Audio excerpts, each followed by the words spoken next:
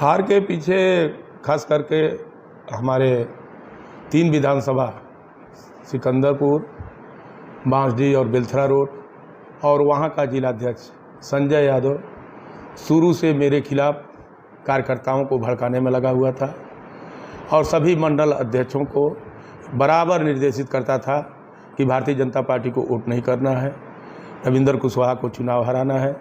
और इसी अभियान में शुरू से अंत तक लगा रहा। हमारे सलेमपुर में यहाँ पर प्रदेश सरकार की राज्य मंत्री है विजय लक्ष्मी गौतम, ये एक दिन भी प्रचार करने के लिए सलेमपुर में कहीं नहीं निकली और अपने लोगों को लगा करके सुनियोजित तरीके से मेरा विरोध कराया और विरोध करा के हर बूथ पर जहाँ पर उसके कुछ लोग हैं उन लोगों ने हराने का काम किया।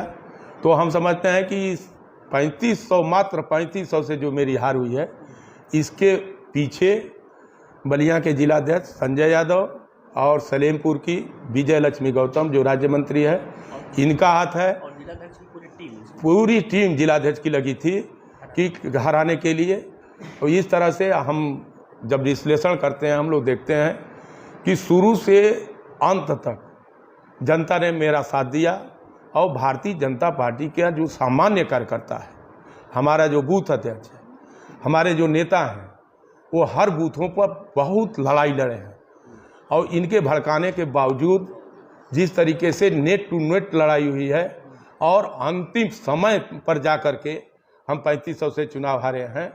तो जिस तरह से जनता ने मेरा साथ दिया, कार्यकर्ताओं ने साथ दिया, हम उनका आभार व्यक्त करते हैं। भीतर घात तो मैं तो सीधा सीधा मैं बोल रहा हूँ ना कि अब भीतर घात नहीं कर रही है, ये भीतर घात नहीं था, ये सीधे मुझको हराने का षड्यंत्र था संजय यादव और विजय लक्ष्मी गौतम का।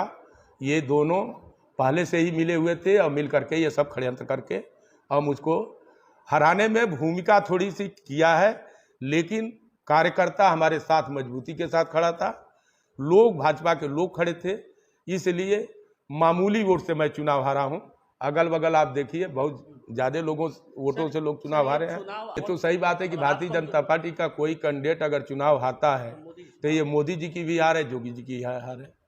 उनको कमज़ोर करने के लिए ये साजिश रची गई। यहाँ से राजभर बिरादरी से सपा का कैंडिडेट था। स्वाभाविक रूप से जो राजनीतिक प्रक्रिया हम लोगों की है और जिस तरह से राजनीति प्रभावित होती है जातियों के गोलबंदी में, उस तक के बावजूद हर जाति का वोट हमको मिला है। वो चाहे राजभर समाज हो, चाहे ठाकुर समाज हो, ब्राह्मण समाज हो, हर समाज के लोगों ने वोट दिया है। और परिणाम ये साबित करता है, जब अरविंद राजभर भी 1,70,000 से समथिंग सही हो, पता नहीं आंकड़ा हमको नहीं है, 1,70,000 से अगर चुनाव हार रहे हैं तो कहीं ना कहीं इसमें कमी है। जो पकड़ ओम प्रकाश जी की और उनकी पार्टी की थी, जो बेस वोट है उनका, उस पर असर पड़ा है। और दूसरी चीज़ यह है कि उत्तर प्रदेश हो या चाहे देश हो, इस बार का चुनाव में कोई बहुत बड़ा मुद्दा जनता के बीच नहीं था जिस पर क्रिया प्रतिक्रिया होती। ये सामान्य सा चुनाव, एक तरह से हम कह सकते हैं मुद्दा विहीन चुनाव हो गया था, जिसके कारण से क्यों नहीं मुद्दा बना पाया पार्टी का संगठन पूरी तरह से यहाँ की परिस्थितियों से अवगत है। आपने कराया है? नहीं, हमने नहीं कराया है, खुद वो लोग चुनाव के पीरियड में आ रहे हैं, उन लोगों ने देखा है। फिर पार्टी ने जो टीम बनाई है वो आएगी, वो टीम जांच करेगी कहाँ से गलती हुई है, किस लोगों ने गलत किया है, और पार्टी को जो निर्णय लेना होगा लेगी।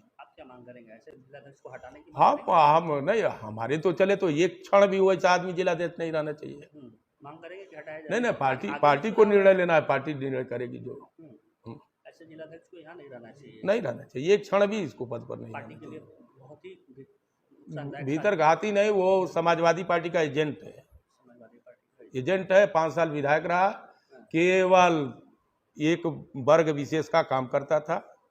जितने वहाँ ब्राह्मण हो, ठाकुर हो, चौहान हो, कुशवाहा हो, वर्मा हो, निषाद हो, ये सब लोगों को प्रताड़ित किया और केवल एक वर्ग विशेष के अपनी जाति के लोगों को बढ़ावा देने का काम करता था। समाजवादी पार्टी के लोगों के साथ मिलकर आज भी समाजवादी पार्टी के लोग ही उसके साथ रहते हैं, भारतीय जनता पार्टी कोई नहीं रहता है।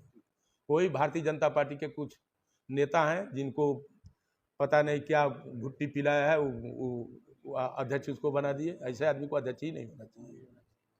आपने जो